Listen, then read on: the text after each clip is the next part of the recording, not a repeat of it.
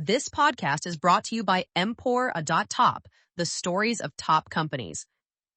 Disclaimer: this AI-generated content is for informational purposes only and should not be considered as investment advice. AMD, from Fairchild rebels to AI powerhouse. Picture this.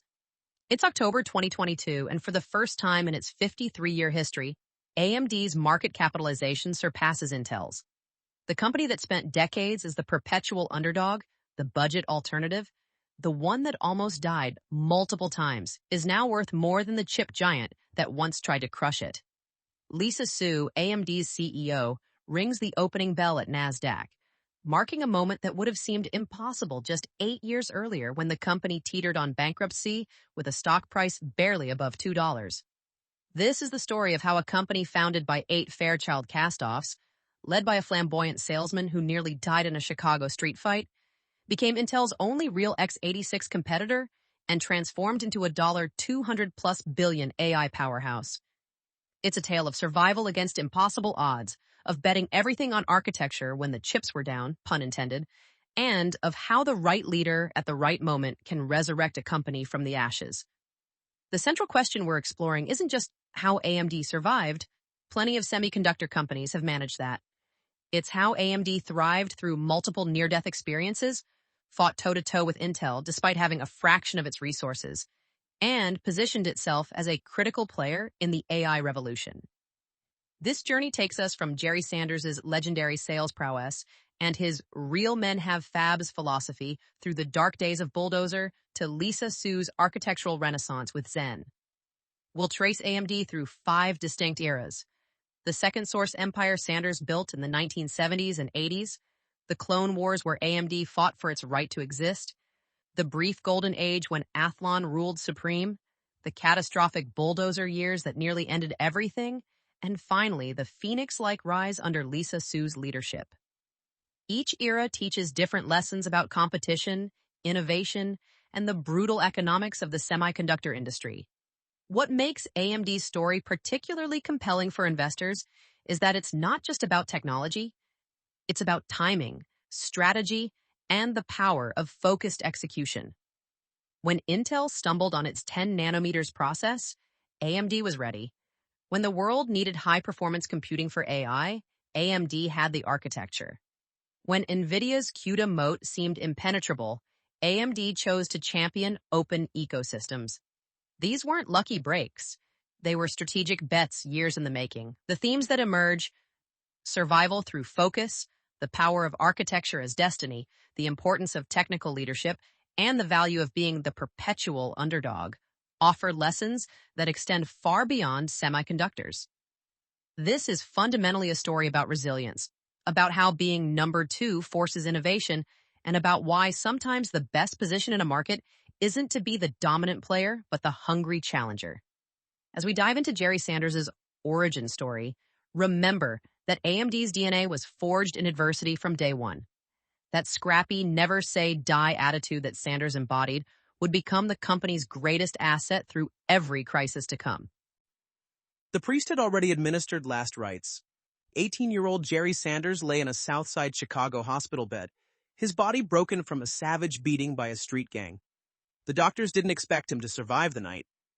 But Sanders, raised by his grandparents after his parents couldn't care for him, had already survived more than most teenagers could imagine. This wasn't going to be what killed him. That near-death experience in Chicago would forge a survival instinct that would later save AMD multiple times. Sanders clawed his way back to health, earned an engineering degree from the University of Illinois on a Pullman scholarship, and began a career path that would take him through Douglas Aircraft and Motorola before landing at Fairchild Semiconductor in 1961. But it was his flamboyant personality, not his engineering skills, that would define his legacy. At Fairchild, Sanders quickly established himself as one of Silicon Valley's most gifted salesmen. While other executives wore conservative suits, Sanders showed up in pink shirts, drove a white Rolls-Royce, and threw legendary parties at his Los Altos Hills mansion. His sales numbers were undeniable, but his style clashed violently with the conservative management team that C. Lester Hogan brought over from Motorola in 1968, so a group derisively called Hogan's Heroes by Fairchild veterans. The clash was inevitable. Despite Sanders' sales success, Hogan's team saw him as too flashy, too independent, too much of a maverick. In February 1969, they fired him. But Sanders had already been planning his next move with 7 other Fairchild engineers who were equally frustrated with the new regime. Jack Gifford, John Carey, Sven Simonson, Larry Stenger, Frank Botta, Jim Giles, and Steve Zelenchik. On May 1, 1969, these 8 engineers officially founded Advanced Micro Devices in Sunnyvale, California. Sanders' condition for joining was non-negotiable. He wanted to be president. Although it caused some dissension within the group, they ultimately agreed. The engineers knew they needed Sanders' sales genius, even if his flamboyance made them uncomfortable. The new company pioneered something revolutionary for the time. Every employee got stock options. This wasn't just generous, it was strategic. Sanders understood that to compete with Intel and the other semiconductor giants, AMD needed to keep its talent from jumping ship to competitors offering higher salaries. The stock options created golden handcuffs and aligned everyone's interest with the company's success. Sanders quickly established himself as one of the best salesmen that Silicon Valley had ever seen. According to semiconductor analyst Stacy Rasgo at Bernstein Research, his approach was pure theater.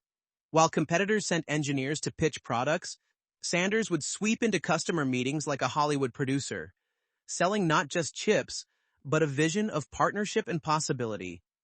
He understood that in the commodity semiconductor business, relationships and trust mattered as much as specifications. The cultural DNA Sanders implanted at AMD, scrappy, resilient, people first, would prove essential for surviving the battles ahead. His famous phrase, "real men have fabs," wasn't just machismo.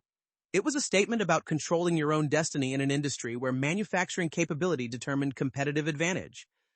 That philosophy would guide AMD for decades until economic reality finally forced a different path.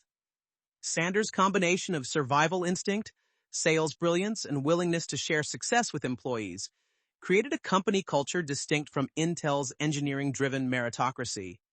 Where Intel prized paranoia and technical excellence, AMD embodied persistence and customer focus.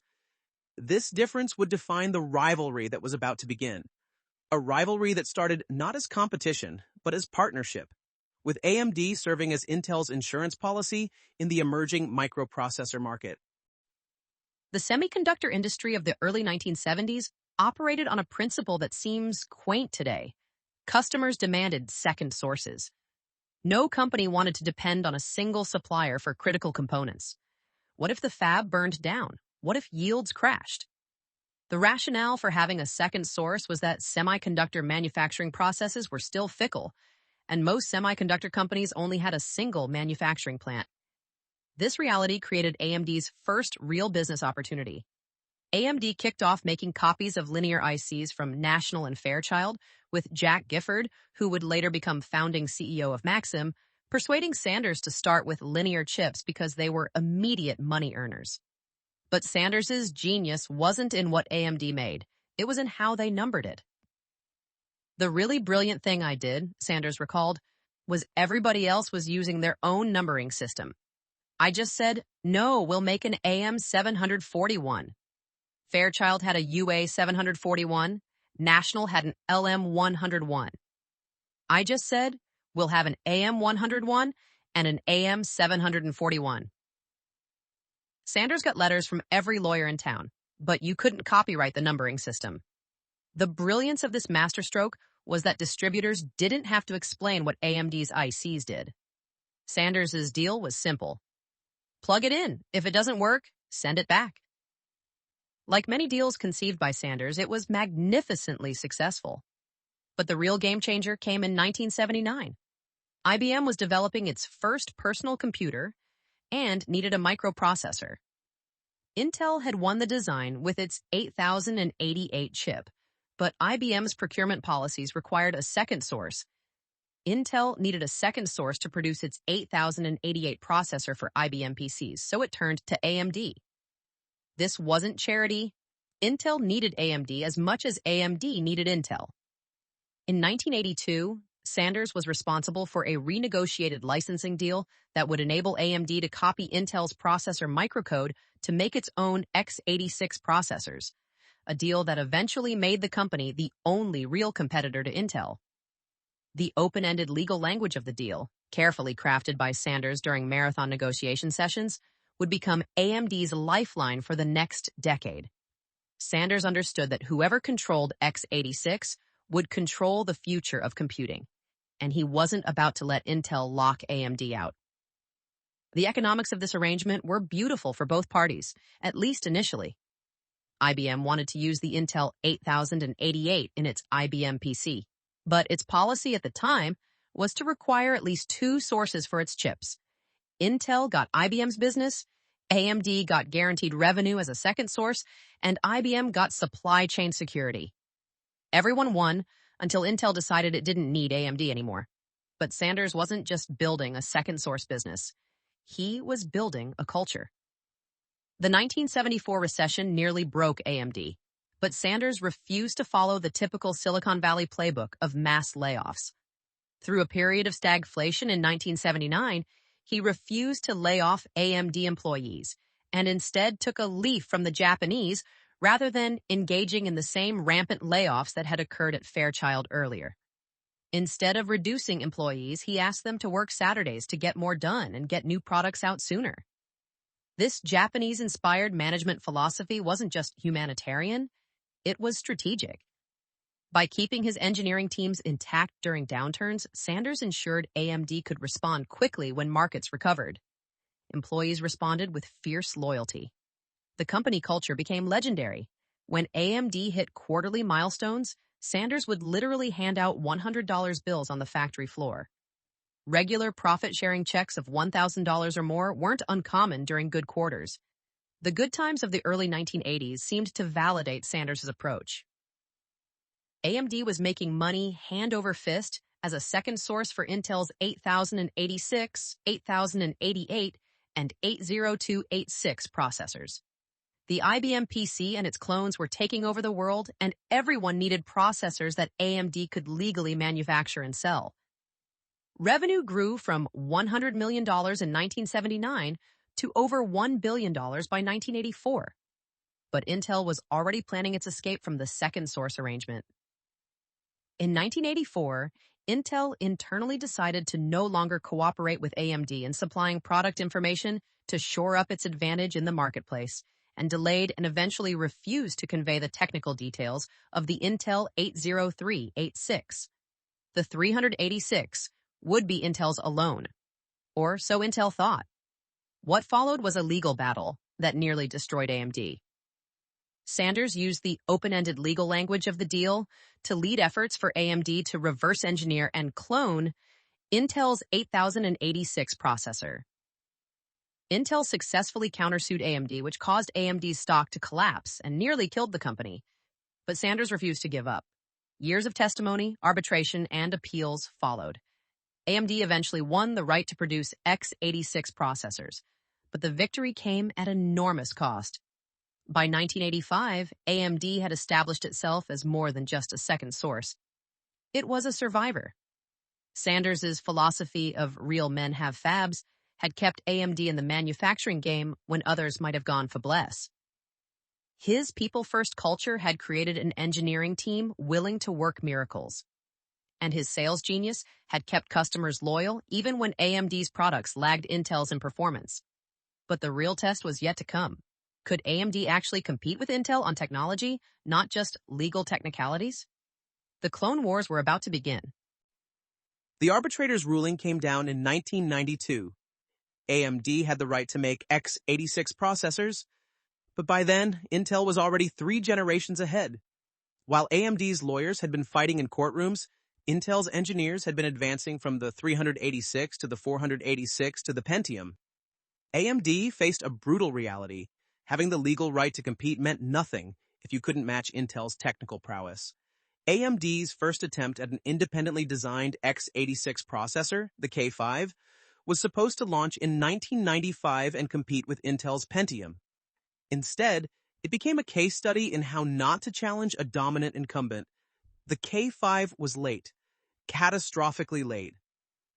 When it finally shipped in 1996, it was underpowered, ran hot, and couldn't match Pentium's clock speeds. AMD marketed a chip running at 100 MHz as PR133, Pentium rating 133, claiming it performed like a 133 MHz Pentium despite the lower clock speed. Customers weren't fooled. The K5 was an engineering triumph on paper.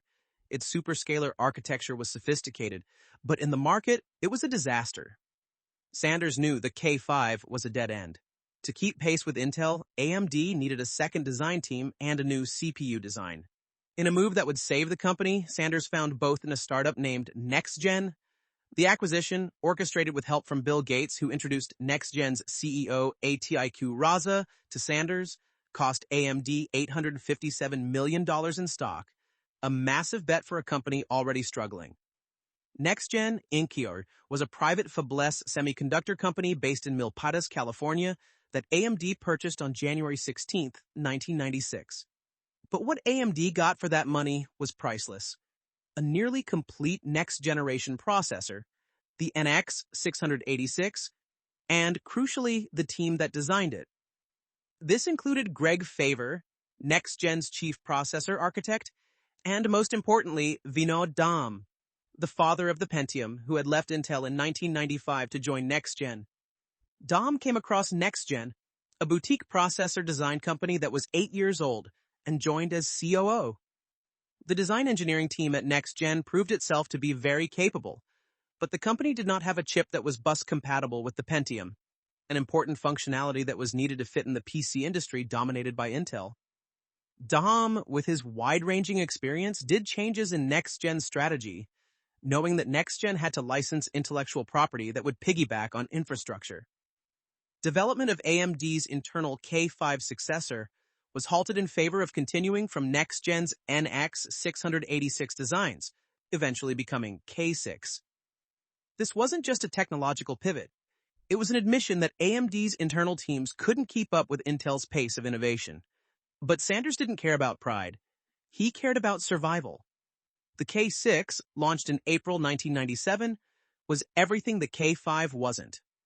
The main advantage of this particular microprocessor is that it was designed to fit into existing desktop designs for Pentium-branded CPUs. It was marketed as a product that could perform as well as its Intel Pentium II equivalent, but at a significantly lower price. For the first time since the 286 era, AMD had a genuinely competitive product. Sanders also pioneered what he called the virtual guerrilla strategy, a direct response to Intel's massive fabrication investments. Rather than trying to match Intel dollar for dollar in fab technology, AMD would collaborate with IBM and Motorola on manufacturing processes, essentially creating a virtual entity with the combined resources to compete with Intel's spending. This approach allowed AMD to stay in the technology race despite having a fraction of Intel's capital budget. The K6 wasn't just a technical success, it was a market validation of AMD's strategy. By offering 80 to 90% of Intel's performance at 50 to 60% of the price, AMD carved out a sustainable niche as the value alternative. System builders loved it. They could offer cheaper PCs without sacrificing too much performance. Budget-conscious consumers embraced it. For the first time in a decade, Intel had to respond to AMD's pricing rather than the other way around. But being the budget brand came with costs. AMD's margins were thin, R&D budgets constrained, and the company's reputation as the cheap alternative made it hard to command premium prices even when their products warranted them. The K6-2 and K6-3 iterations added features like 3D Now instructions, beating Intel's SSE to market, and showed AMD could innovate, not just copy. Yet they remained stuck in Socket 7, an aging platform Intel had already abandoned for Slot 1. By 1998, as the millennium approached, AMD had survived the Clone Wars but hadn't truly won them. The company was profitable but perpetually playing catch-up. Sanders, now in his 60s, began looking for a successor and a new strategy. What AMD needed wasn't just competitive products. It needed something that would leapfrog Intel entirely. The seeds of that revolution were already being planted in AMD's Austin Design Center, where a team led by Dirk Meyer, recruited from DEC's legendary Alpha processor team, was working on something radical.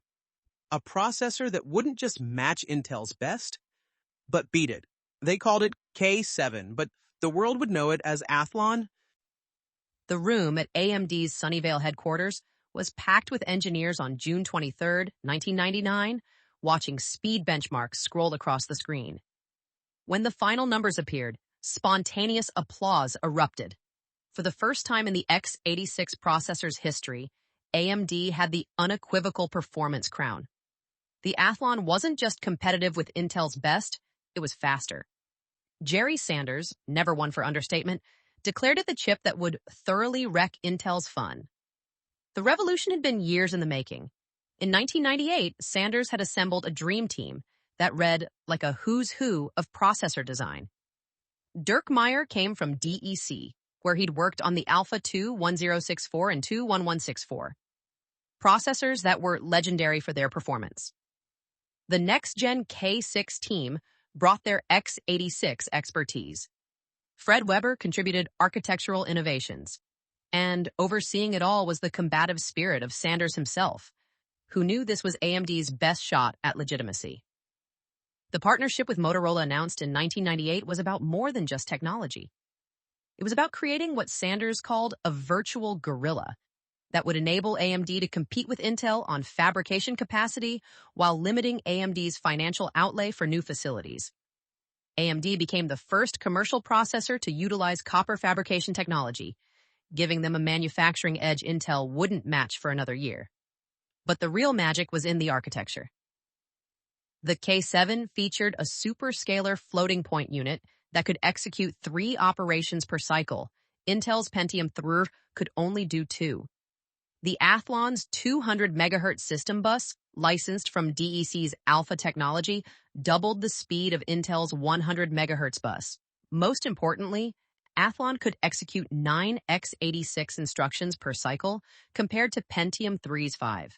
In floating point-heavy applications, the performance gap was embarrassing for Intel. In some Spec FP 95 benchmarks, Athlon was 3 times faster.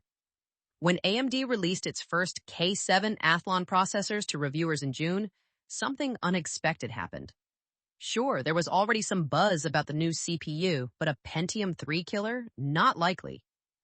Yet when the final production samples hit magazine labs and website test benches, it became clear that the new Athlon was pretty special. It thoroughly wrecked Intel's fun. Then the Athlon changed everything. Subsequently, from August 1999 until January 2002, this initial K7 processor was the fastest x86 chip in the world. This wasn't just a brief moment of glory. It was a sustained period of dominance that AMD had never experienced before and wouldn't see again until Zen. The race to 1 GHz became a public relations battleground.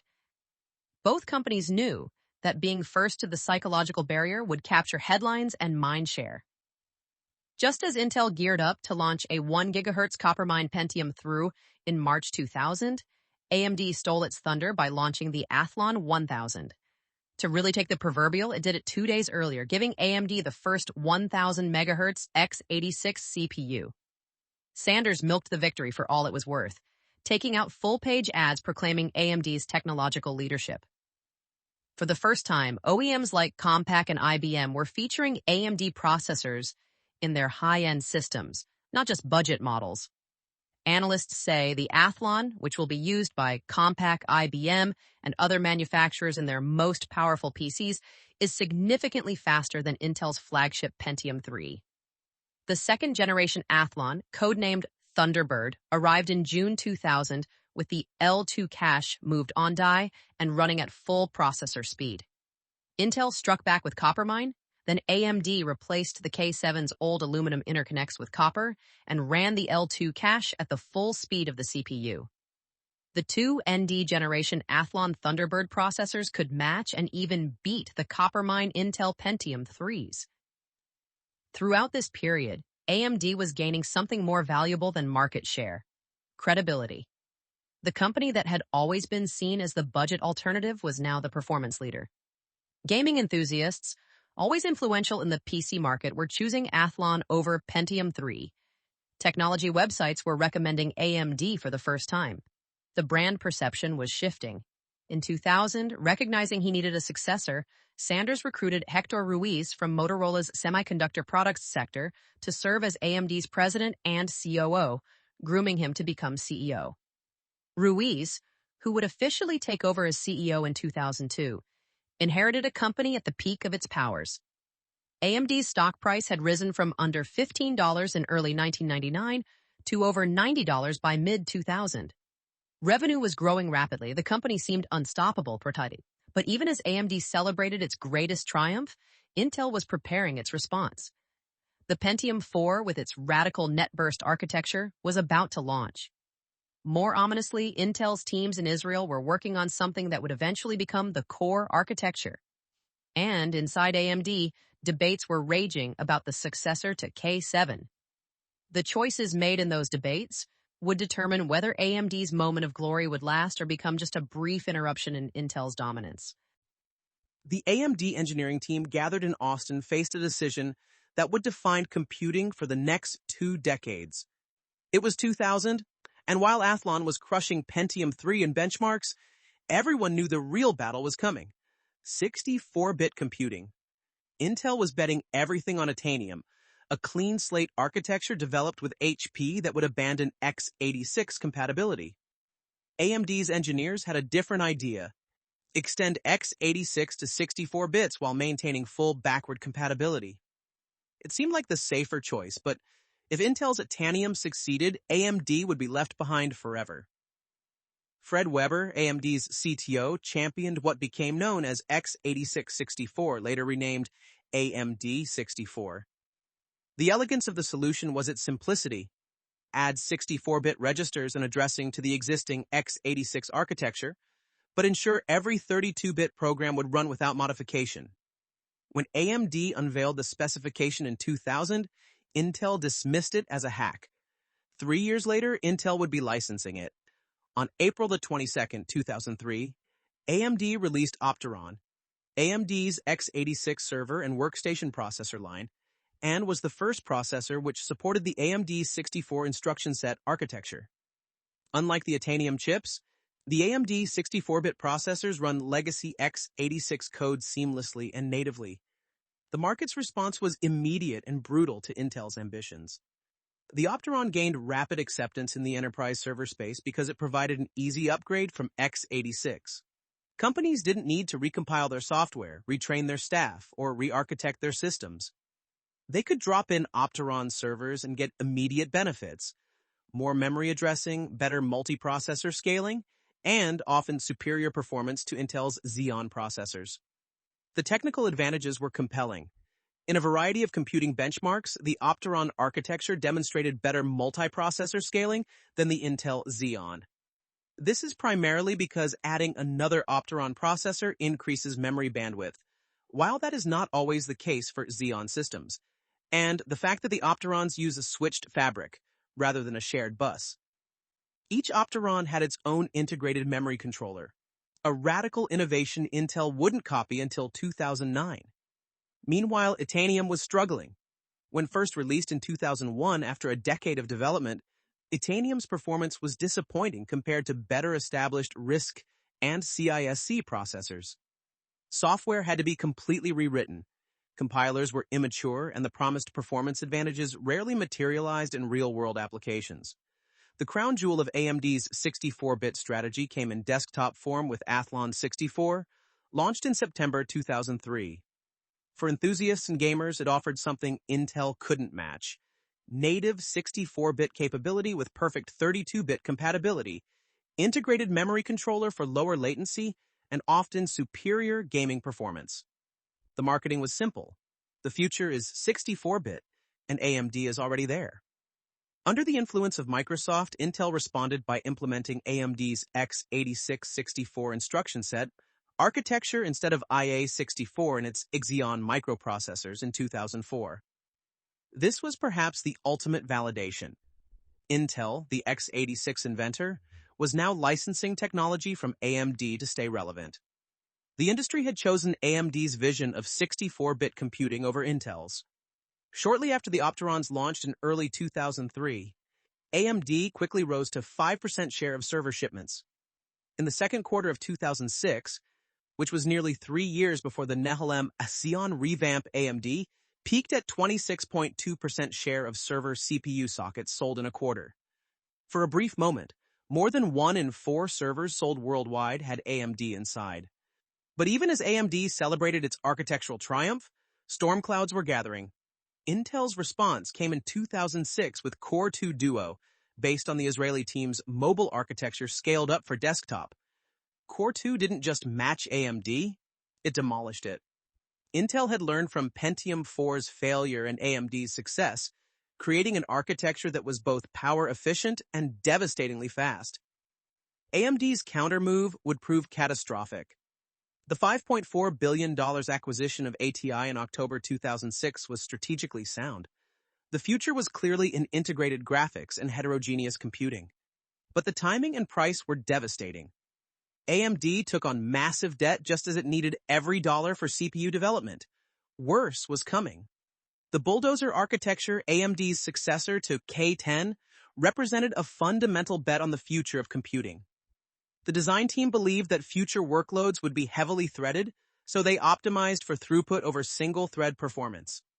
Each bulldozer module contained 2 integer cores sharing floating-point resources.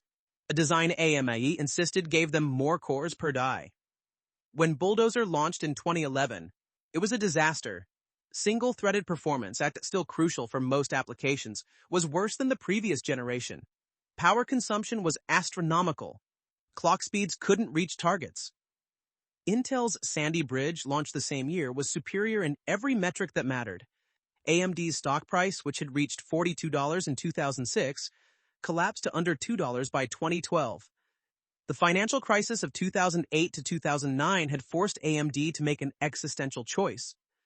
Unable to afford the billions required for leading-edge fab technology, AMD spun off its manufacturing into global foundries in 2009, breaking Sanders' cardinal rule that real men have fabs. The company that had always prided itself on controlling its own destiny was now dependent on a separate entity for its most critical component.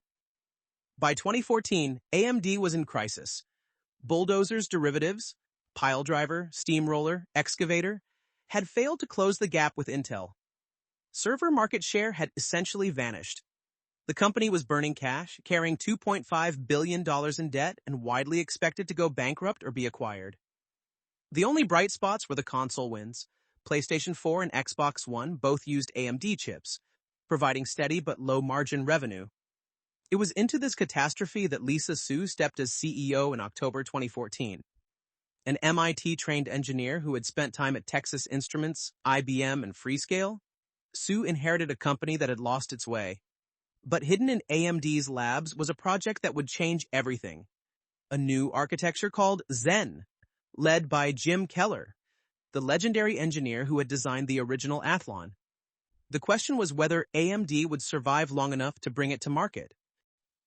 Lisa Su's first all-hands meeting as CEO in October 2014 was held in a half-empty auditorium. Many employees had already been laid off or had jumped ship. AMD's stock was trading at $2.67. The company was burning through cash, and industry analysts were openly discussing bankruptcy scenarios. Su, who had joined AMD in 2012 as senior vice president and had witnessed the bulldozer disaster firsthand, stood before the remaining employees and delivered a message that was equal parts realistic and defiant. We will not be the company that was almost great. Su's background was unlike any previous AMD CEO. Born in Taiwan, raised in New York, she was a Bronx science alumna who went on to earn 3 degrees from MIT, bachelor's, master's, and doctorate in electrical engineering. At IBM, she had served as technical assistant to CEO Lou Gerstner during the company's historic turnaround. At Freescale, she had run the networking and multimedia division. She understood both the technical and business sides of semiconductors in a way few executives did. Her immediate assessment was brutal, but accurate. The company was in an identity crisis. Multiple execution issues had shaken customers' confidence. They'd become overly dependent on the PC market given the market slide. The company had become distracted by markets that didn't necessarily align with their strengths. and frequent roadmap and strategy changes had caused company distrust. Sue's turnaround strategy was deceptively simple, built on three pillars: create great products, deepen customer trust, and simplify operations. She refocused AMD on its core strengths: high-performance CPUs and GPUs. This decision involved divesting non-core businesses and concentrating resources on areas where AMD could compete effectively. One of Sue's first moves was to kill the ARM-based K-12 project and various other distractions to focus everything on Zen. The old AMD would have said, "Well, what's Intel doing? Let me make sure that I'm doing what they're doing," Sue recalled. This AMD said, "Let me do what I think is the right thing, and let's bet on ourselves." The bet was on chiplets, breaking up monolithic processor designs into smaller modular pieces that could be mixed and matched. If you look today, all of AMD's competition is doing what they're doing, which is chiplets. If you remember back, this is 2014. The exciting thing then was mobile phones, like apps processors. So we would have these conversations like, should we go into phones? And Sue was clear, no, we shouldn't, because we're not a phone company. There are others who are much better at that. We are a high-performance company, so we have to build a roadmap that leverages our strengths. The Zen project had started before Sue became CEO, with Jim Keller returning to AMD in 2012 to lead the design. But it was Sue who ensured it would see the light of day. The architecture was designed from the ground up to deliver superior performance and energy efficiency with a modular design that allowed for scalability. Development started 5 years prior to launch, with AMD focusing on becoming a leader in the space by laying down stepwise goals and then measuring progress against them. Sue's approach to customer relationships was radically different from her predecessors. She personally drove through a Texas ice storm to meet with the CEO of HP Enterprise to give him her word that AMD would be able to meet demand if HPE signed a major deal. She spent countless hours with Microsoft and Sony, securing the next generation of console wins that would provide steady revenue during the transition. The financial engineering was equally important. Sue renegotiated the punitive wafer supply agreement with global foundries that had been bleeding AMD dry. She secured breathing room with creditors. Most importantly, she convinced investors to be patient, promising that Zen would deliver but refusing to overpromise on timing. By late 2016, the industry was buzzing with rumors about Zen. Early benchmarks were leaking, showing performance that matched or exceeded Intel's best, but AMD had cried wolf before. Would Zen really deliver? On March 2, 2017, AMD launched the Ryzen 7 series based on the Zen architecture. The top-end Ryzen 7 1800X, priced at $499, matched Intel's $1,000 Core i7 6900K in multi-threaded performance. It wasn't perfect. Gaming performance lagged Intel, and there were some early platform issues. But for the first time in a decade, AMD had a genuinely competitive product. The reaction was electric. Tech reviewers who had written off AMD were stunned. PC enthusiasts who had been loyal to AMD through the dark years felt vindicated. Intel, caught flat-footed with its 10 nanometers process delays, suddenly faced real competition. AMD's stock, which had been trading around $10 at Ryzen's launch, would double within a year. But the real validation came from the data center market. EPYC, the server version of Zen launched in June 2017, offered more cores, more PCIe lanes, and more memory channels than Intel's Xeon, at a lower price. Cloud providers like Amazon Web Services and Microsoft Azure, desperate for an alternative to Intel's monopoly pricing, began serious evaluations.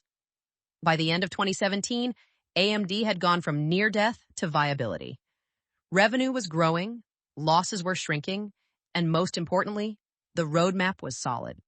Zen 2 was already in development, promising 7 nanometers manufacturing and even better performance. The console wins with Sony and Microsoft for the next generation were secured. Lisa Sue's bet on focused execution was paying off, but the real test was whether AMD could sustain this momentum against an Intel that was now fully awakened to the threat.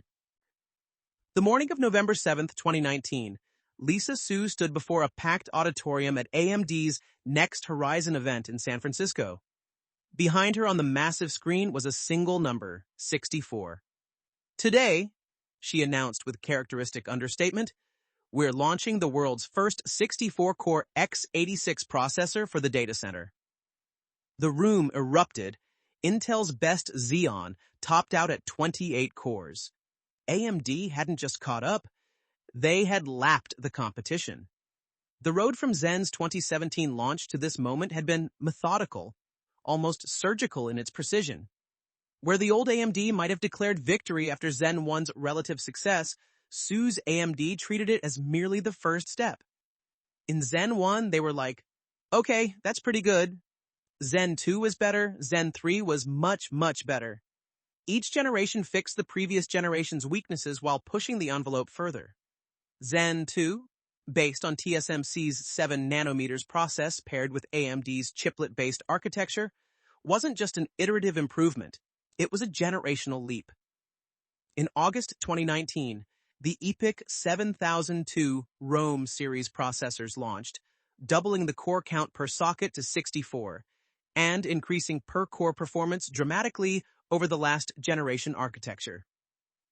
For the first time in semiconductor history, AMD had the process node advantage over Intel, which was stuck on 14 nanometers while struggling with 10 nanometers yields. The 7 nanometers process brings density advantages over Intel's 14 nanometers, which equates to higher core counts. It also brings power reductions that lead to more work done per watt, a critical consideration in the data center. Higher clock speeds, more cache, and ultra-competitive pricing. The 64-core EPYC 7742, priced at $6,950, offered twice the cores of Intel's best Xeon at a lower price point. But the real disruption came from AMD's chiplet architecture. Unlike Intel's monolithic dies, AMD used up to 7 nanometers compute chiplets connected to a 14 nanometers I/O die via Infinity Fabric. This approach had multiple advantages: better yields, smaller dies are easier to manufacture, flexibility, can mix and match chiplets for different products, and cost efficiency, can use older, cheaper processes for I/O. The market response was unprecedented. Amazon Web Services, Microsoft Azure, Google Cloud, every major cloud provider began deploying EPYC Rome at scale. According to Digitimes, AMD won significant orders from major enterprise data center players, including Dell, IBM, and Nokia. AMD's server market share, which had been under 1% when Su took over, climbed to 7% by late 2019, with internal targets to reach 10% by Q2 2020. The consumer side was equally impressive. Zen 2-based Ryzen 3000 series, launched in July 2019, finally matched Intel in gaming performance while destroying it in multi-threaded workloads. The Ryzen 9 3950X, a 16-core desktop processor, brought HADT, high-end desktop performance, to the mainstream platform. Content creators, streamers, and enthusiasts flocked to AMD. The financial transformation was staggering. AMD's stock, which had been trading around $3 per share when Su became CEO in 2014, surged past $180 by 2020. Market capitalization grew from $2 billion to over $100 billion. An investment of $10,000 when Su took the helm would be worth $422,500 by 2024, a return of over 4,000%. Su herself became a billionaire, with her net worth reaching $1.3 billion primarily through her AMD stock holdings. The most important strategic win of this period was console dominance. Both Sony's PlayStation 5 and Microsoft's Xbox Series XS, launched in November 2020, used custom AMD chips combining Zen 2 CPUs and RDNA 2 graphics. This wasn't just about the revenue, though the steady, high-margin income was crucial. It was validation that AMD could be trusted with the most important products from the world's biggest technology companies. By the end of 2020, AMD had completed one of the greatest corporate turnarounds in technology history. From the brink of bankruptcy in 2014, the company had become a leader in high-performance computing. Server market share had grown from less than 1% to approaching 10%. Desktop CPU market share exceeded 20% for the first time since 2006. The company was profitable, growing, and had a clear roadmap for the future. But Su wasn't satisfied. In October 2020, AMD announced its largest acquisition ever, the $35 billion all-stock purchase of Xilinx, a leader in field programmable gate arrays, FPGAs.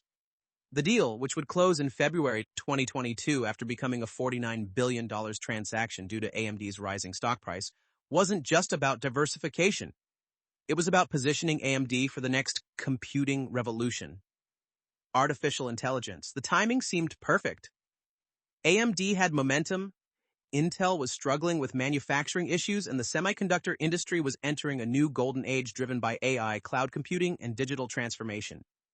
But a new challenger was emerging that would make Intel look like a minor threat by comparison. NVIDIA, once just a graphics card company, was becoming the undisputed king of AI computing. The battle for the future of computing was about to begin. Jensen Huang stood on stage at GTC 2023, NVIDIA's developer conference, wearing his signature leather jacket. Behind him, slides showed NVIDIA's data center revenue. $15 billion in the previous quarter alone, more than AMD's entire annual revenue just 5 years earlier. The iPhone moment of AI has arrived, he declared, referring to ChatGPT's explosion into public consciousness. NVIDIA's H100 GPUs were sold out for the next year, commanding prices of $40,000 each on the secondary market. In the audience, AMD executives took notes. They had seen this movie before. A dominant incumbent with seemingly insurmountable advantages. They had beaten Intel. Could they beat NVIDIA? Lisa Su's AI strategy had actually begun years before ChatGPT made AI mainstream. The Xilinx acquisition, announced in October 2020 for $35 billion, eventually closing at $49 billion in February 2022 due to AMD's stock appreciation, wasn't just about adding FPGAs to AMD's portfolio. It was about adaptive computing, the ability to reconfigure hardware for specific AI workloads, something neither Intel nor NVIDIA could offer in the same integrated package. In December 2023, AMD unveiled the MI300X at an advancing AI event in San Jose. The chip boasted 192 GB of HBM3 memory, more than double NVIDIA's H100. And AMD claimed up to 1.6x performance advantage in AI inference workloads. Meta, OpenAI, and Microsoft announced their adoption of the MI300X. The move signals a notable shift among tech companies seeking alternatives to NVIDIA's costly graphics processors. Su also gave an eye-popping forecast for the size of the AI chip industry, saying it could climb to more than $400 billion in the next 4 years. She revised AMD's data center AI accelerator market estimates from $150 billion to over $400 billion by 2027, predicting annual growth of more than 70%. But NVIDIA's moat wasn't just hardware. It was CUDA, the software ecosystem that had become the de facto standard for AI development. Every AI researcher learned CUDA in graduate school. Every AI framework was optimized for CUDA. Breaking this lock-in would require more than just competitive hardware. AMD's answer was ROCm, an open-source alternative to CUDA. But the gap was massive. While CUDA works out of the box for most tasks, AMD software requires significant configuration. To bridge this gap, AMD has been developing a PyTorch TensorFlow code environment for AMD GPUs, allowing compatibility with CUDA-based code repositories. The strategy wasn't to beat NVIDIA head-on, but to position AMD as the open alternative. In her address, Su emphasized that AI is the most transformative technology in the last 50 years, surpassing even the introduction of the internet. She championed an open AI ecosystem, providing developers with powerful hardware and an open-source software stack to challenge NVIDIA's dominant closed platform approach. The business results have been impressive. AMD's data center revenue, driven largely by EPYC and increasingly by MI300, reached $2.3 billion in Q3 2023, up 21% year over year. The company projected $2 billion in MI300 sales for 2024, later raising that to $3.5 billion, then $4.5 billion as demand exceeded expectations. In October 2022, AMD surpassed Intel by market capitalization for the first time, a moment that would have seemed impossible when Su took over. By 2024, AMD's market cap exceeded $200 billion, making it more valuable than Intel and approaching a third of NVIDIA's valuation. The competitive landscape in 2024 looks radically different from 2014. Intel, under Pat Gelsinger's leadership, is attempting its own turnaround with ambitious foundry plans and government support through the CHIPS Act. NVIDIA continues to dominate AI with over 90% market share in AI training chips. New competitors like Google's TPUs and various AI startups are emerging. But AMD's position is stronger than ever. The company has diversified revenue streams across data center, gaming, embedded, and now AI. Zen 5 architecture, launched in 2024, continues to push performance boundaries. The company's gross margins have expanded from the low 30s to approaching 50%. Su's leadership style, technical depth, combined with strategic patience, has proven perfect for AMD's needs. When you invest in a new area, it is a 5 to 10-year arc to really build out all of the various pieces, she said. The thing about our business is everything takes time. As we look forward, AMD faces both opportunities and challenges. The AI market is growing exponentially, but NVIDIA's dominance seems unassailable in the near term. Intel is fighting back with manufacturing advantages. ARM architectures are gaining ground in data centers. China restrictions limit access to a major market. Yet AMD has defied the odds before, from near bankruptcy to industry leadership, from perpetual underdog to setting the technology agenda. The company that Jerry Sanders built on survival and Lisa Su rebuilt on excellence stands ready for whatever comes next. The question isn't whether AMD will compete, it's how the industry will evolve with AMD helping to shape it. Standing in AMD's Austin Design Center in 2015, Jim Keller looked at the Zen architecture diagrams covering the walls and made a prediction. We're not just going to catch Intel. We're going to set the pace for the entire industry. The assembled engineers, many of whom had lived through Bulldozer's failure, were skeptical. But Keller had designed the original Athlon that beat Intel, and now he was back to do it again. His confidence wasn't bravado. It was pattern recognition. He had seen this movie before. The Power of Focus, How Su's Simplification Saved AMD. When Lisa Su inherited AMD, the company was trying to be everything to everyone. ARM processors, dense servers, semi-custom chips, even attempting to enter mobile markets. Resources were scattered across dozens of projects, none receiving enough investment to truly compete. Su's first strategic masterstroke was brutal simplification. We had to make choices, Su reflected. Should we go into phones? No, we shouldn't, because we're not a phone company. We are a high-performance company. This wasn't just product portfolio management. It was existential focus. By concentrating all resources on Zen and graphics, AMD could match or exceed the R&D intensity of much larger competitors in these specific areas. The focus extended to customer segments. Rather than chasing every possible design win, AMD targeted specific high-value customers who could provide both revenue and validation. The console wins with Sony and Microsoft weren't just about the money. They proved AMD could deliver at scale. The hyperscaler partnerships weren't just about units. They provided feedback that improved the products for everyone. Architecture as destiny. Why betting on Zen changed everything. The decision to go with chiplets rather than monolithic dies was initially driven by economics. AMD couldn't afford the massive dies Intel was producing. But constraint bred innovation. The chiplet approach allowed AMD to mix and match components, use different process nodes for different functions, and achieve better yields. When developing its Zen CPUs, AMD started 5 years prior to launch and focused on becoming a leader in the space by laying down stepwise goals and then measuring its progress against them. This wasn't Intel's approach of revolutionary leaps, remember Itanium? But rather relentless incremental improvement with a clear North Star.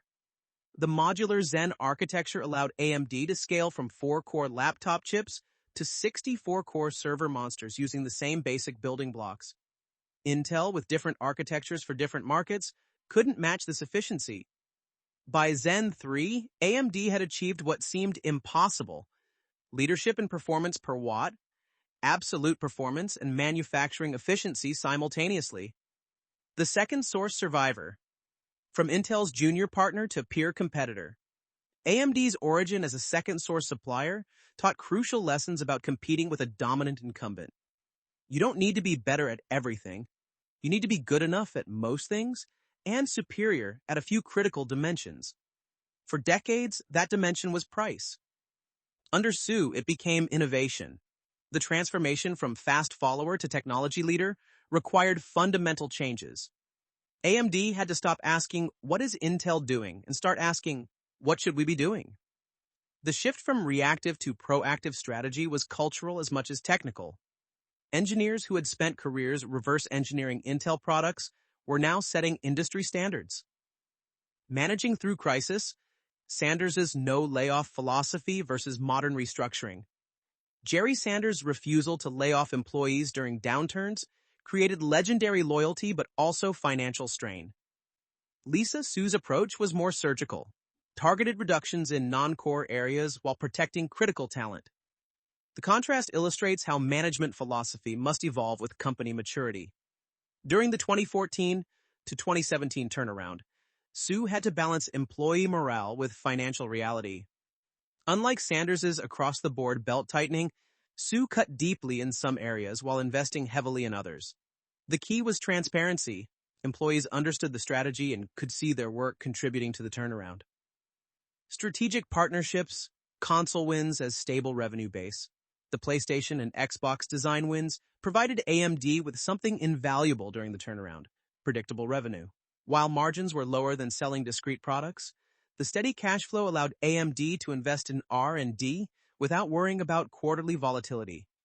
These partnerships also provided technology transfer benefits. Optimizing for console power budgets improved AMD's laptop chips. The unified memory architecture work done for consoles influenced data center products. Sony and Microsoft's exacting quality requirements raised AMD's manufacturing standards across the board. Open versus closed ecosystems. AMD's counter-positioning to Intel and NVIDIA against Intel's proprietary x86 extensions and NVIDIA's closed CUDA ecosystem, AMD positioned itself as the open alternative. This wasn't altruism, it was strategy. As the smaller player, AMD benefited from industry standards and collaborative development. ROCm's open-source nature means slower initial development, but potentially faster long-term adoption. Universities teach it because it's free. Startups use it because it's accessible. While NVIDIA maintains its moat through superior tools today, AMD is betting that open eventually wins, just as it did with x86-64 becoming the industry standard. Technical leadership matters. Why engineer CEOs make a difference. The contrast between Su's technical depth and her predecessor's business focus is stark. When AMD engineers present architectural choices, Su understands the implications. When customers raise technical concerns, she can engage directly without intermediaries. This technical credibility cascades through the organization. Engineers work harder for a CEO who understands their challenges. Customers trust commitments from someone who grasps the complexity. Investors believe roadmaps from a leader who has delivered on technical promises. The importance of timing. Catching Intel. During 10 nanometers struggles, AMD's resurgence coincided with Intel's worst manufacturing crisis in its history. The 10 nanometers delays gave AMD a multi-year window where it had process parity or advantage. But this wasn't luck, it was preparation meeting opportunity. Su had positioned AMD to use TSMC's leading edge nodes while Intel struggled with its own fabs. The capital-light model that seemed like weakness became strength. When TSMC achieved 7 nanometers leadership, AMD was ready to exploit it immediately. Capital allocation excellence from survival to growth. During the survival phase, 2014 to 2017, every dollar was scrutinized. R&D focused entirely on Zen and graphics.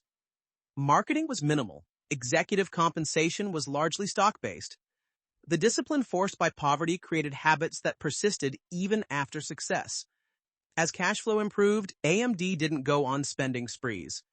The Xilinx acquisition was strategic, not empire-building. R&D investment increased, but remained focused. The company that nearly died from debt now maintains a fortress balance sheet. Competitive intelligence. Learning from everyone, AMD studied Intel's mistakes with Titanium and avoided grand architectural departures. They learned from NVIDIA's CUDA ecosystem and built ROCm. They observed ARM's efficiency and incorporated similar principles into Zen. But AMD also learned from its own failures. Bulldozer's bet on multi-threading informed Zen's balanced approach. The K5's delays taught the importance of execution over ambition. The ATI acquisition's integration struggles shaped how Xilinx was absorbed. The platform play. Beyond chips to solutions. Modern AMD doesn't just sell processors, it sells platforms. The EPYC server ecosystem includes software, reference designs, and optimization services. The Radeon graphics stack extends from hardware through drivers to developer tools. This platform approach creates stickiness that pure hardware never could. Customers invest in AMD ecosystems, not just AMD chips. Switching costs rise, margins improve, and competitive moats deepen. Cultural transformation, from underdog to leader. The hardest transition wasn't technical but psychological. AMD employees had internalized their underdog status. Being good enough for the price was embedded in company DNA. Sue had to transform this into genuine confidence in technical leadership. The change required constant reinforcement. Every benchmark victory was celebrated, every design win was publicized, every quarter of market share gain was emphasized. Slowly, AMD's culture shifted from surviving to winning. The lesson of persistence. Why semiconductors reward patience. The semiconductor industry's long cycles reward patient capital and persistent strategy. Zen took 5 years from conception to revenue. The EPYC server penetration took 3 years to reach meaningful scale. The MI300 AI accelerator was in development for over 4 years. This timeline mismatch, where Wall Street wants quarterly results but technology requires decade-long bets, creates opportunity for those with conviction. AMD's board backing Sue through years of investment before returns is a case study in appropriate governance. The playbook AMD has written: focus, architectural innovation, strategic partnerships, open ecosystems, technical leadership, and persistence, offers lessons beyond semiconductors. It shows how David can indeed beat Goliath, not through luck or single breakthroughs, but through systematic execution of a coherent strategy over time. The conference room at AMD's Santa Clara headquarters displays 2 charts that tell the entire investment story. The first shows AMD's data center GPU market share, a line trending sharply upward from near zero to projected 10% plus by 2025. The second shows profit margins, expanding from 23% in 2014 to approaching 54% in recent quarters. Between unbridled optimism and existential threats lies AMD's investment reality, a company simultaneously attacking a $400 billion AI opportunity while defending against revitalized competitors. The question for investors isn't whether AMD has momentum, but whether that momentum is already priced in at a $200+ billion valuation. Bull case, the convergence of multiple growth drivers. The AI accelerator market represents AMD's largest opportunity in its history. With the market projected to reach $400 billion by 2027, even a 10% share would mean $40 billion in annual AI revenue alone, double AMD's total 2023 revenue. The MI300 family has already exceeded expectations, with 2024 guidance raised from $2 billion to $4.5 billion as hyperscalers diversify away from NVIDIA's monopoly pricing. The technical roadmap suggests sustained competitive advantage. MI350 launches in 2025 with 35x faster inference than MI300. Zen 5 continues pushing the performance envelope in CPUs. The Xilinx integration enables unique CPU, GPU, FPGA solutions that neither Intel nor NVIDIA can match.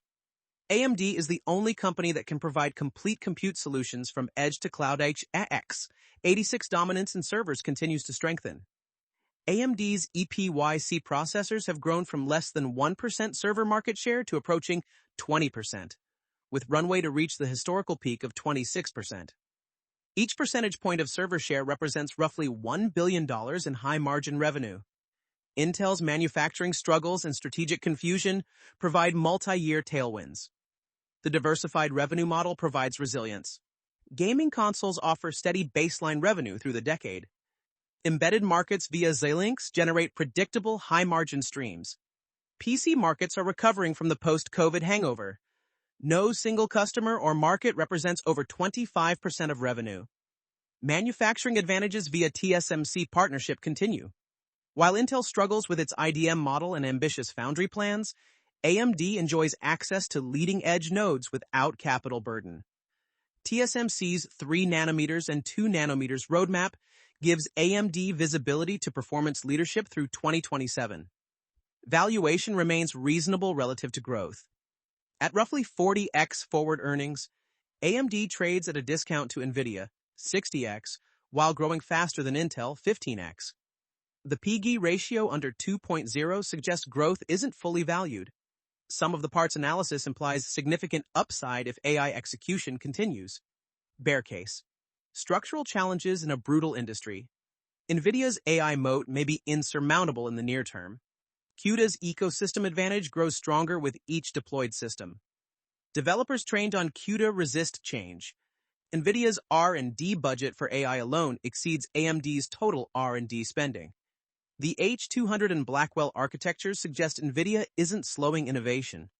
AMD might capture the scraps of a huge market rather than meaningful share. Intel's foundry revival with government support poses existential threats. The CHIPS Act provides Intel with $8.5 billion in direct funding, plus loans and tax credits. Intel's 18A process node could restore manufacturing leadership by 2025. If Intel successfully becomes a foundry for others, it could restrict AMD's access to advanced manufacturing. ARM architecture threats in data centers are accelerating. Amazon's Graviton, Apple's M-series, and Qualcomm's Snapdragon X show ARM's potential. As software ecosystems mature, x86's moat erodes.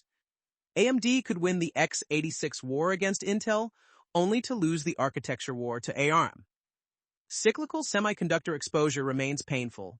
The industry's boom-bust cycles haven't disappeared. Current AI enthusiasm resembles previous bubbles in crypto, autonomous vehicles, and IoT. When capital spending normalizes, AMD's growth could evaporate. Fixed cost structures mean margin compression hits hard during downturns. Customer concentration risks are rising.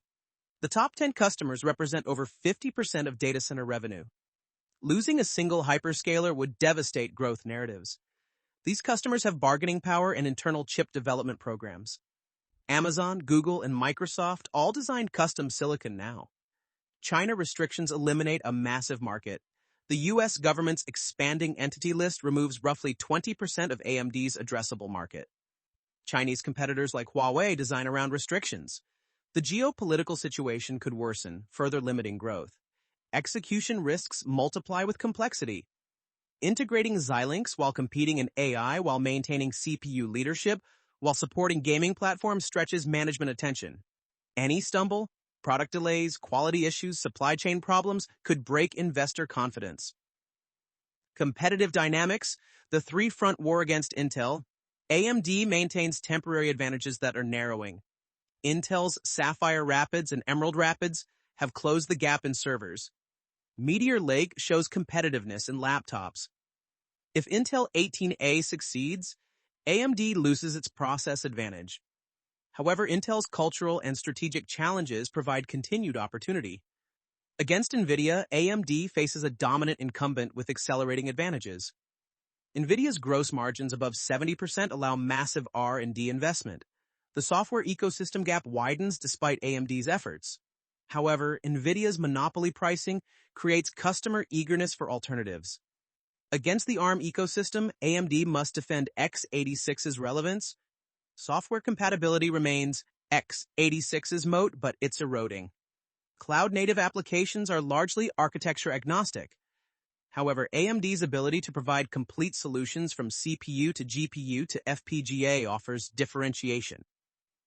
Financial analysis, margins, R&D efficiency, capital allocation. AMD's gross margins have expanded from 23% to 54%, driven by mix shift to data center products. Operating leverage has kicked in with operating margins reaching 25%. The company generates significant free cash flow, approaching $2 billion quarterly. R&D efficiency metrics are impressive. AMD generates roughly $4 of revenue per dollar of R&D spend, compared to Intel's $2.50. The focused investment strategy yields superior returns. However, absolute R&D spending still trails both Intel and NVIDIA. Capital allocation remains disciplined. The Xilinx acquisition was expensive but strategic. Share buybacks are modest but consistent. The company maintains net cash position, despite the massive Xilinx deal. No dividend yet, preserving capital for growth investment. Valuation scenarios and price targets base case, 60% probability. AMD captures 7 to 10% of AI accelerator market, maintains 20 to 25% server CPU share, sees modest PC gaming growth.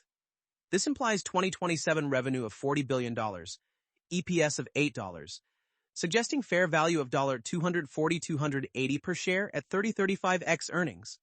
Bull case, 25% probability. AMD achieves 15% plus AI accelerator share, 30% plus server share, gaming supercycle with new consoles. Revenue reaches $60 billion by 2027, EPS of $12 implying $400 plus stock price at premium multiples. Bear case, 15% probability. AI bubble bursts, Intel recovers, ARM dominates.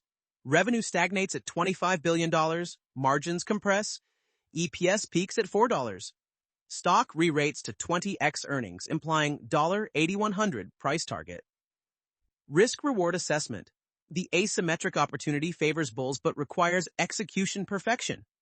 AMD must simultaneously defend in CPUs, attack in AI, and integrate Xilinx while navigating geopolitical challenges. The company has proven capable of managing complexity, but the degree of difficulty has increased. Current valuation prices in significant success but not dominance. The market expects AMD to be a strong #2 in AI and maintain CPU share.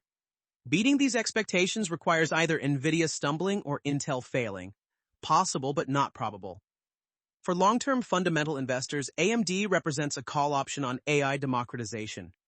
If the AI market fragments from NVIDIA's monopoly, AMD is best positioned to capture share.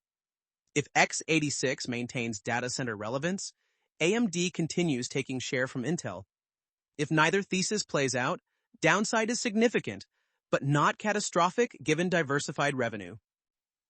The investment case ultimately rests on belief in Lisa Su's execution ability and the structural tailwinds of AI adoption. History suggests betting against Su is dangerous, but physics suggests trees don't grow to the sky. At current valuations, AMD is a hold for those seeking AI exposure with less concentration risk than NVIDIA. But new positions require conviction in market share gains that won't come easily. Lisa Su's morning routine begins at 5 a.m. with a review of overnight manufacturing yields from TSMC, followed by competitive intelligence briefs on Intel's latest foundry struggles and NVIDIA's supply allocations. By 6 a.m., she's on calls with customers in Asia, discussing their needs for 2027 and beyond. This isn't just operations, it's pattern recognition for the next inflection point. The decisions AMD makes today about architecture, partnerships, and resource allocation will determine whether the company merely survives the next decade or defines it. The next architecture battle. Post-Zen roadmap. Zen 6, codenamed Morpheus, represents AMD's biggest architectural leap since the original Zen. The design team is exploring disaggregated computing, breaking processors into even smaller chiplets that can be dynamically configured. Imagine a CPU that can transform from 8 high-performance cores to 32 efficiency cores based on workload, or dynamically allocate cache between cores as needed. The real innovation would be temporal chiplets, components that can be updated independently after deployment. A server customer could upgrade just the I/O die to support new standards without replacing the entire processor. Gaming consoles could receive ray tracing upgrades mid-cycle. This modular philosophy extends AMD's chiplet advantage into the time dimension. But the boldest bet would be abandoning the x86 instruction set entirely for certain markets. An AMD-designed RISC architecture, maintaining compatibility through translation layers, could deliver ARM-like efficiency with x86 software support. This heretical thought, AMD leaving x86 before Intel, might be the ultimate strategic surprise. AI software ecosystem breaking CUDAs, Stranglehold AMD should acquire a major AI framework company, perhaps Hugging Face, $4.5 billion valuation, or a similar platform. Owning the developer interface layer would allow AMD to optimize frameworks directly for its hardware while maintaining compatibility with competitors. This isn't about closing the ecosystem, but about controlling a critical junction point. The next move would be creating AMD AI Cloud, a $10 billion investment in dedicated data centers running purely on AMD hardware. Offer free compute credits to universities and startups, similar to how Microsoft seeded Azure. Let developers experience MI 300 performance without capital investment. Every graduate student trained on AMD hardware becomes a future advocate. Partnership with major cloud providers should go beyond traditional supply agreements. AMD should offer to co-develop custom AI accelerators, sharing IP in exchange for guaranteed volumes and software optimization. Imagine AWS Graviton-style partnerships but for AI accelerators, custom chips that are exclusive to specific clouds but based on AMD architecture. Manufacturing strategy, TSMC dependency risks. The Taiwan geopolitical risk requires immediate hedging. AMD should reserve capacity at Intel's foundry for certain products, a shocking move that would guarantee supply chain resilience while helping Intel's foundry economics. Start with older nodes for embedded products, gradually expanding if Intel proves reliable. Simultaneously, AMD should invest $5 billion in a joint venture with Samsung for advanced packaging facilities in the United States. Not fabrication, that's TSMC's domain, but the advanced packaging that turns chiplets into products. This positions AMD as a CHIPS Act beneficiary while maintaining the fabless model. The ultimate hedge would be designing every future product for multi-foundry capability. Zen 7 should tape out at both TSMC and Samsung, with Intel as a third option. The yield losses and additional engineering costs are insurance premiums against catastrophic supply disruption. M&A opportunities, who could AMD acquire next? ARM Holdings' $150 billion is too expensive and would face regulatory challenges, but AMD should acquire an ARM architectural license and create a skunkworks team-building ARM-based server chips. When customers demand ARM options, AMD could offer them without ceding the market to competitors. Cadence or Synopsys, $50-80 billion, would transform AMD into a full-stack company from chip design tools through hardware to software. Owning EDA tools would provide intelligence on every competitor's development while improving AMD's own design efficiency. The boldest acquisition would be a cloud service provider, perhaps DigitalOcean, $3 billion, or Vultr. Transform from selling chips to hyperscalers to becoming a hyperscaler. Offer specialized AI cloud services that showcase AMD hardware advantages while generating recurring software-like revenues. Quantum computing. Should AMD enter? Quantum represents both an existential threat and opportunity. AMD should partner with a quantum leader, perhaps IBM or Rigetti, to develop hybrid classical quantum systems. The expertise in connecting different computing elements via Infinity Fabric could prove valuable in quantum classical interfaces. Rather than building quantum hardware, AMD should focus on the classical control systems that quantum computers require. Every quantum computer needs traditional processors for error correction and control. Dominating this niche would position AMD as essential to quantum computing without the physics risk. The China question: navigating geopolitics, create a subsidiary, call it AM.Global, incorporated in Singapore or Switzerland, that designs chips specifically for restricted markets. These chips would comply with all export controls while maximizing allowed performance.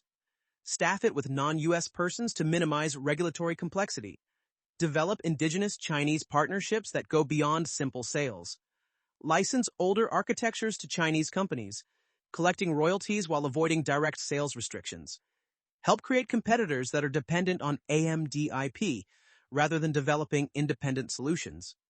The long-term play is supporting India as the alternative to both China and Taiwan.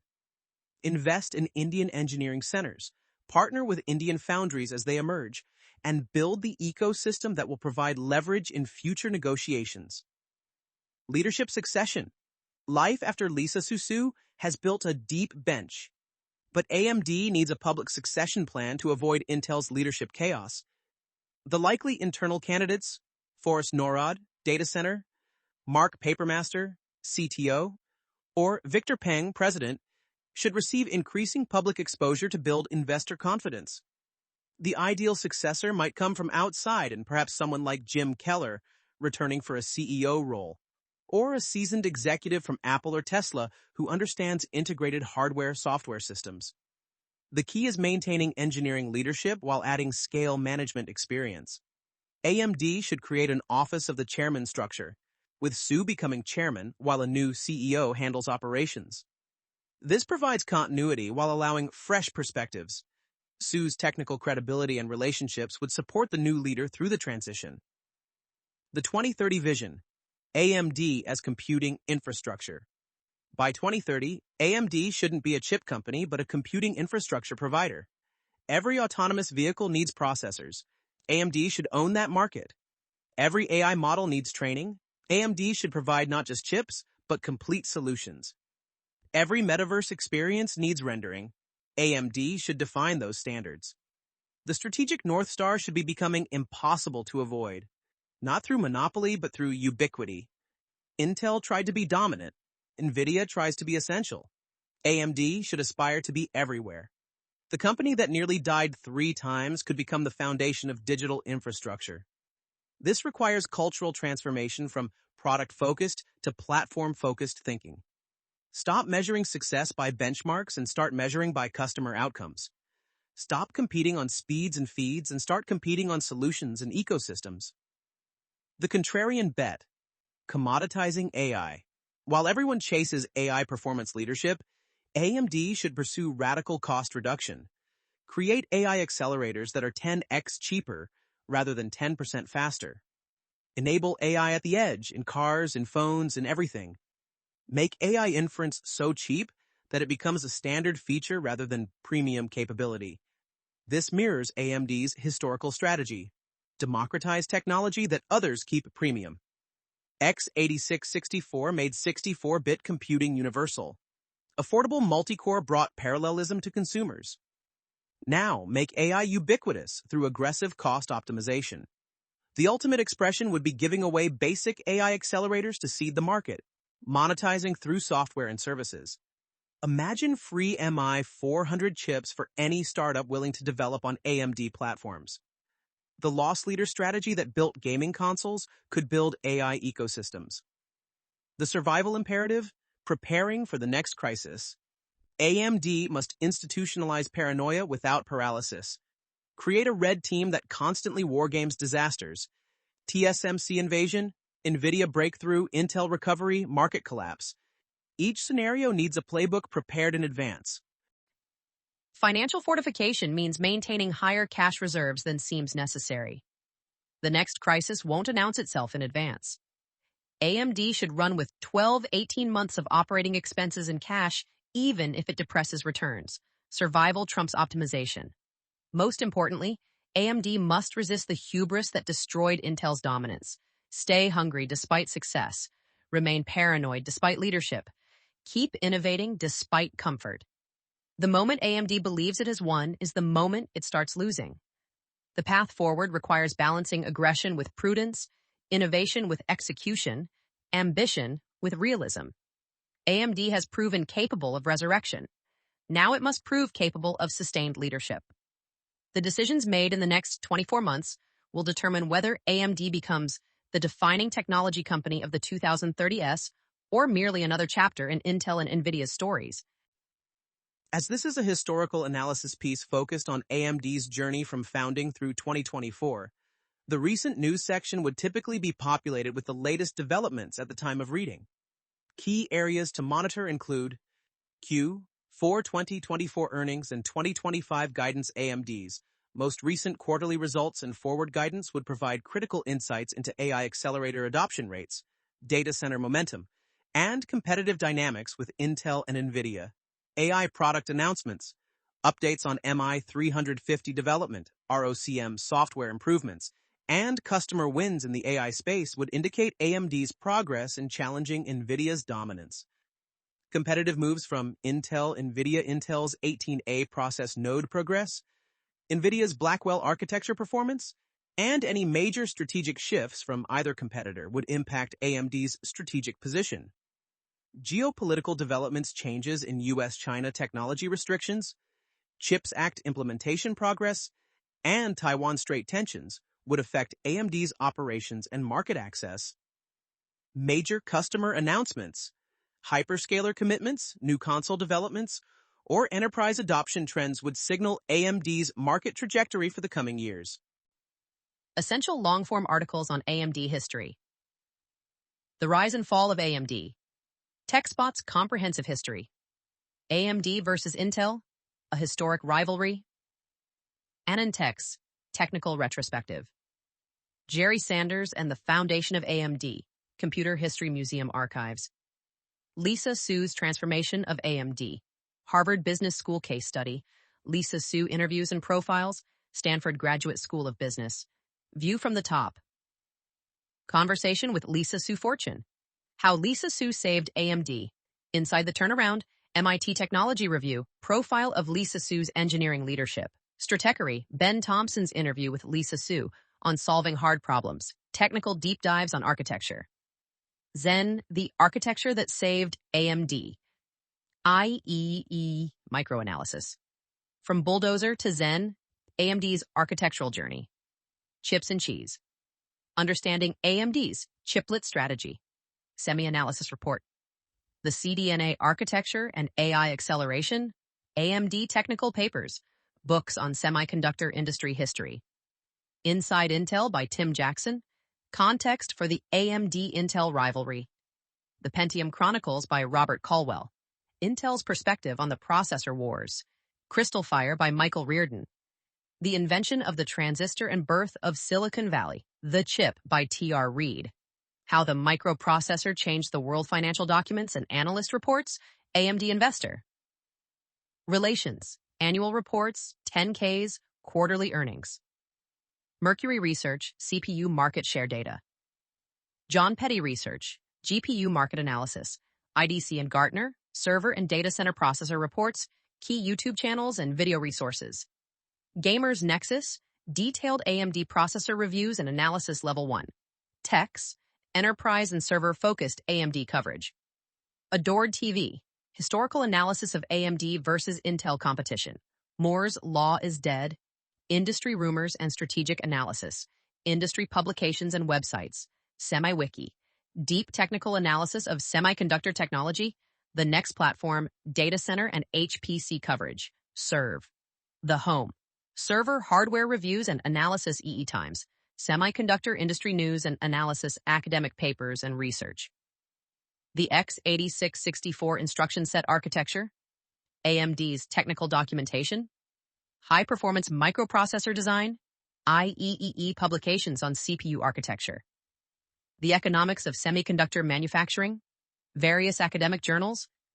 Competition and Innovation in the Microprocessor Industry. Economic Research Papers. Note, this article represents a historical analysis and strategic assessment of AMD through 2024. All forward-looking statements are speculative in nature and should not be considered investment advice. Readers should conduct their own research and consult with financial advisors before making investment decisions. This podcast is brought to you by Empor.top, the stories of top companies. Disclaimer, this AI-generated content is for informational purposes only and should not be considered as investment advice.